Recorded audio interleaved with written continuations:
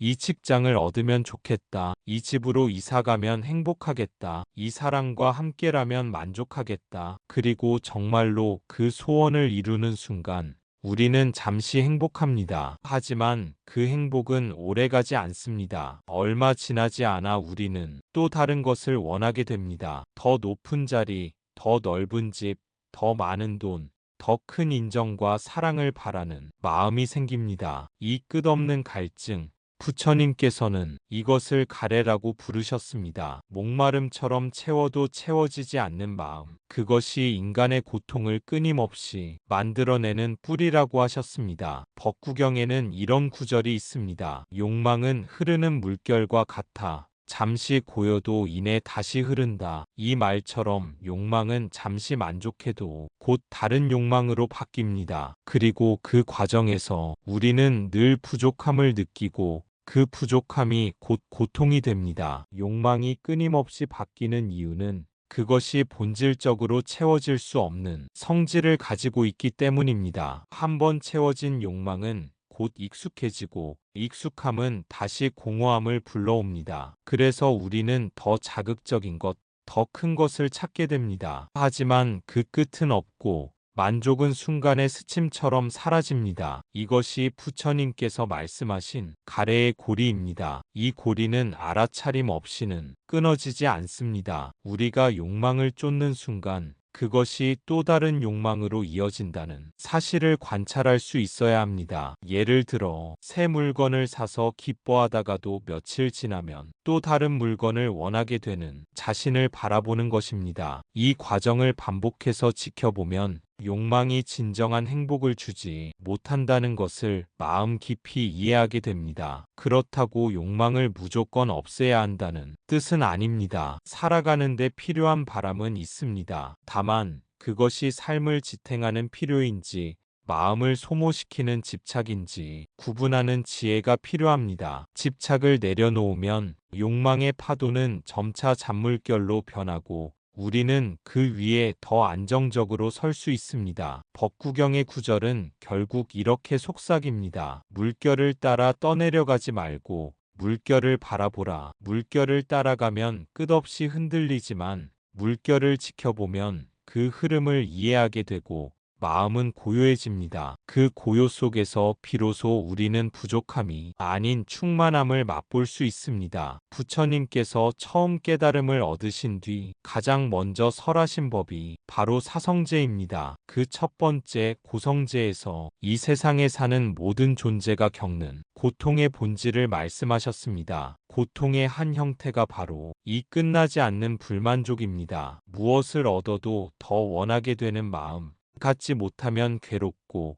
가지고 있으면 잃을까 불안한 마음. 이것이 가래의 특성입니다. 어떤 이는 이렇게 말합니다. 욕망은 있어야 발전하는 거 아닌가요? 맞습니다. 욕망은 우리를 앞으로 나아가게 하는 힘이 될 수도 있습니다. 하지만 부처님께서 말씀하신 문제는 욕망이 나를 사용하기 시작할 때입니다. 내가 욕망을 쓰는 것이 아니라 욕망이 나를 쓴다면 그 순간부터 우리는 행복이 아니라 영원한 목마름 속에 살게 됩니다. 증이라 한경에서 부처님은 이렇게 말씀하셨습니다. 만족을 아는 이는 부유하고 만족을 모르는 이는 가난하다. 비록 금과 은이 많아도 그 마음이 가난하면 참된 부자는 아니다. 여기서 말하는 만족은 아무것도 바라지 않는 무욕이 아니라 지금 이 순간을 충분히 누릴 줄 아는 마음입니다. 불만족에서 벗어나는 길은 팔정도의 실천 속에 있습니다. 그 중에서도 오늘은 두 가지를 말씀드리고 싶습니다. 첫째, 정견 바르게 보기. 모든 것은 변한다는 사실을 보는 것입니다. 지금의 만족도, 지금의 불만족도 영원하지 않다는 진리를 깨닫는 것이지요. 이것은 단순히 머리로만 아는 지식이 아니라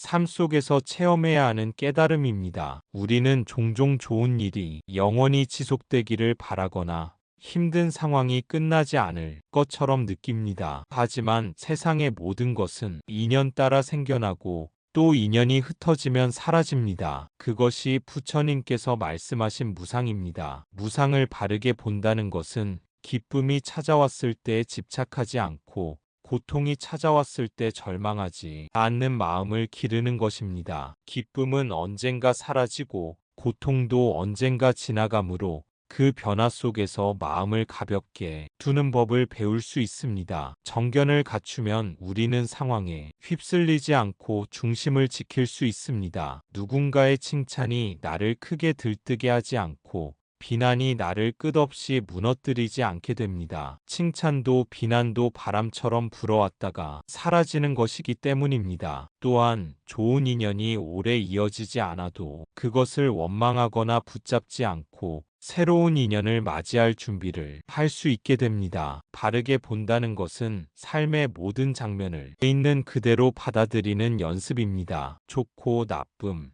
이익과 손해, 사랑과 이별, 그 모든 것이 일정한 흐름 속에서 오고 간다는 사실을 인정하는 순간 우리는 조금 더 자유로워집니다. 자유로움은 무관심이 아니라 변화 속에서도 마음을 잃지 않는 평온입니다. 부처님께서 말씀하신 정견은 바로 그 평온으로 향하는 첫걸음입니다. 둘째, 정념, 바르게 기억하고 깨어있기, 욕망이 일어나는 순간을 알아차리는 것입니다. 무언가를 갖고 싶다는 마음이 들 때 그 마음을 억누르지 말고 마치 하늘 위의 구름을 보듯 그저 지켜보는 연습입니다. 정념은 지금 이 순간 마음에서 일어나는 모든 흐름을 있는 그대로 살피는 힘입니다. 우리는 흔히 욕망이나 감정이 일어날 때 곧바로 반응합니다. 갖고 싶은 것이 보이면 손을 뻗고 불쾌한 말이 들리면 즉시 맞서죠. 그러나 깨어있음이 있다면 그 사이에 멈춤이 생깁니다. 멈추는 찰나에 우리는 선택할 수 있습니다. 이 욕망을 따라갈 것인지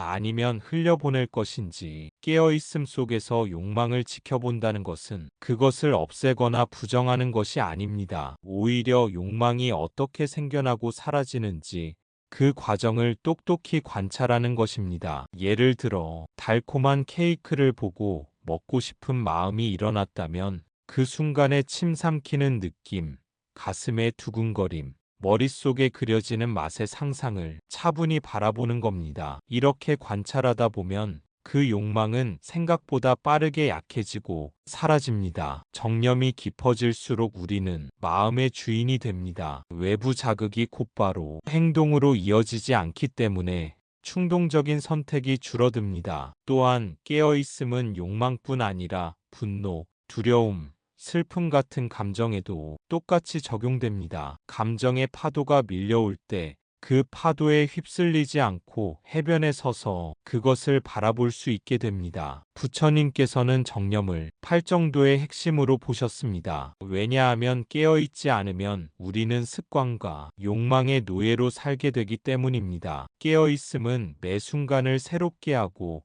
과거의 후회나 미래의 불안에 끌려가지 않게 합니다. 그렇게 현재에 온전히 머무는 힘이 생기면 마음은 점점 가벼워지고 자유로워집니다. 정념은 바로 그 자유로 가는 문입니다. 예를 들어봅시다. 당신이 아주 비싼 가방을 갖고 싶은 마음이 들었다고 해보겠습니다. 그 순간 우리는 마음속에서 이런 질문을 해볼 수 있습니다. 정말 저 가방이 나를 행복하게 만들까? 그 행복은 얼마나 갈까? 혹시 그 행복이 지나가면 또 다른 가방을 찾게 되지 않을까? 이렇게 마음을 관찰하면 욕망이 절대적인 힘을 발휘하지 못합니다. 마음의 주인이 내가 되기 시작하는 것이죠. 유마경에서는 이렇게 말합니다. 마음이 만족하면 초라한 옷도 보배이며 마음이 불만족하면 황금 옷도 헌 옷이다. 이 구절은 단순하지만 불교에서 말하는 행복의 본질을 꿰뚫고 있습니다. 여기서 중요한 점이 있습니다. 만족을 안다고 해서 아무 목표도 세우지 않는 것은 아니라는 것. 부처님께서도 출가 전 왕자로서 많은 부와 권력을 누렸지만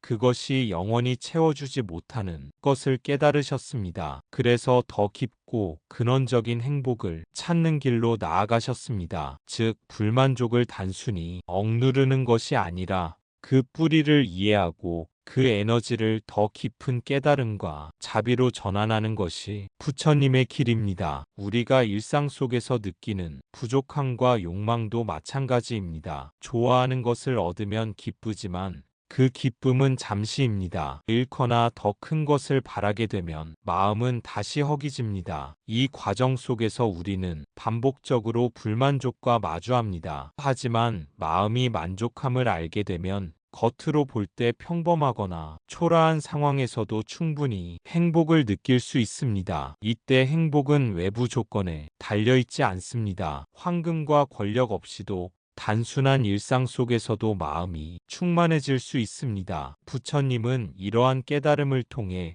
우리에게 목표와 욕망을 포기하라고 하신 것이 아니라 그 욕망과 목표가 마음을 지배하지 않도록 주의하라고 말씀하신 것입니다. 욕망과 목표를 올바르게 이해하고 다루면 그 에너지는 우리를 더 깊은 성찰과 자비의 길로 인도합니다. 결국 행복과 만족은 외부가 아니라 내 마음에서 비롯됩니다. 마음을 잘 다스리는 사람은 부족함 속에서도 충만함을 느끼고 풍요로움 속에서도 마음의 중심을 잃지 않습니다. 부처님의 길은 이처럼 마음의 평온과 지혜를 통해 진정한 자유와 행복을 경험하는 길입니다. 그렇다면 우리는 어떻게 실천할 수 있을까요? 몇 가지 방법을 나누겠습니다. 첫째, 하루 3번 감사하기. 아침, 점심, 저녁에 각각 지금 가진 것 중 3가지를 마음속으로 떠올려 보세요. 그것이 물질이든 관계든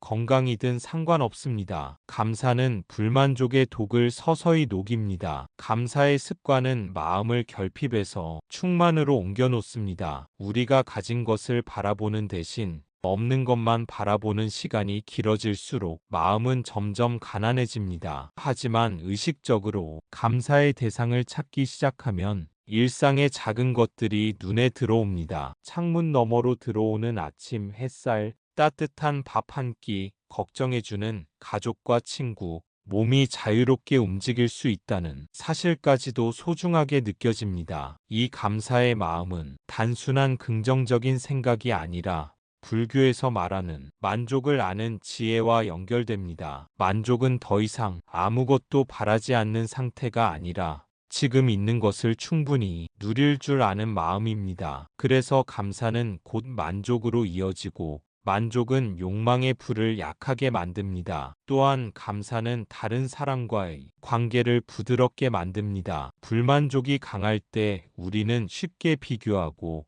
남의 것을 시기합니다. 그러나 감사의 마음을 키우면 남의 성공을 위협으로 느끼지 않고 함께 기뻐할 수 있는 여유가 생깁니다. 이런 마음은 곧 자비심으로 확장됩니다. 하루 3번의 감사는 아주 작아 보이지만 꾸준히 실천하면 마음의 방향이 달라집니다. 외부 조건이 변하지 않아도 행복을 느끼는 능력이 커집니다. 그리고 이 능력은 어떤 상황에서도 우리를 지켜주는 강력한 마음의 방패가 됩니다. 부처님께서 말씀하신 만족을 아는 사람이 바로 이렇게 길러지는 것입니다. 둘째, 욕망이 일어날 때 숨을 세어보기. 무엇인가 갖고 싶은 마음이 강하게 들면 바로 행동하지 말고 숨을 10번 세어보세요. 그 사이에 욕망의 불길은 조금 가라앉습니다. 숨을 세는 것은 단순하지만 매우 강력한 방법입니다. 우리는 욕망이 일어나는 순간 거의 반사적으로 움직이곤 합니다. 맛있는 음식이 눈앞에 보이면 집어들고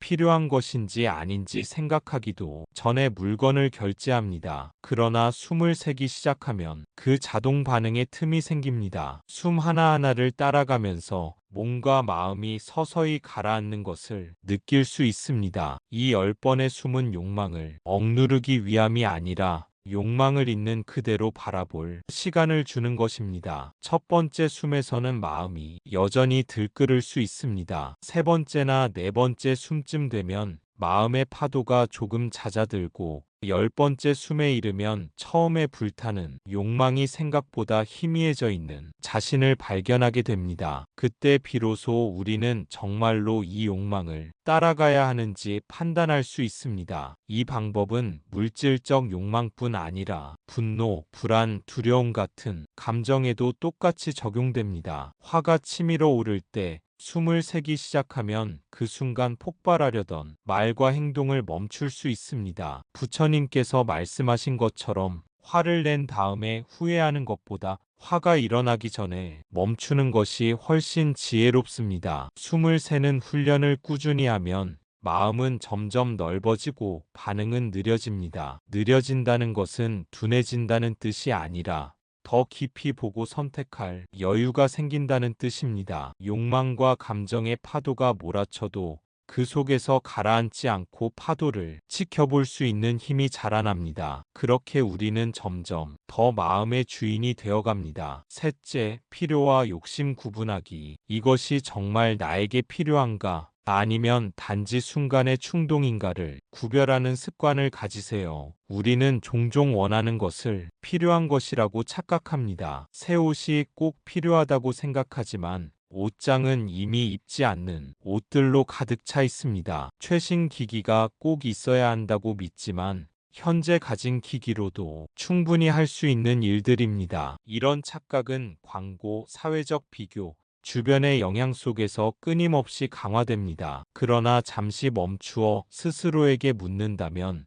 그중 상당수는 순간이 욕심이라는 것을 알게 됩니다. 필요와 욕심을 구분하는 습관은 단순히 소비를 줄이는 절약의 문제가 아닙니다. 이것은 마음을 가볍게 하고 불필요한 집착에서 벗어나는 수행입니다. 욕심은 늘 덜을 원하게 만들고 그 끝은 없습니다. 반면 필요한 것만을 취하면 남은 공간과 시간, 에너지가 생겨납니다. 그 여백 속에서 우리는 더 깊은 만족과 자유를 경험하게 됩니다. 이 구분을 훈련하는 좋은 방법은 시간을 두고 결정하기입니다. 무언가 사고 싶거나 하고 싶은 욕망이 강하게 일어났을 때 하루나 이틀 정도 기다려 보십시오. 시간이 지나면 그것이 정말 필요한 것이었는지 아니면 단순한 충동이었는지가 훨씬 분명하게 보입니다. 기다림 속에서 사라지는 욕망은 대개 필요가 아닌 욕심이었습니다. 필요를 기준으로 선택하는 삶은 단순하고 안정적입니다. 집안의 물건도 머릿속의 생각도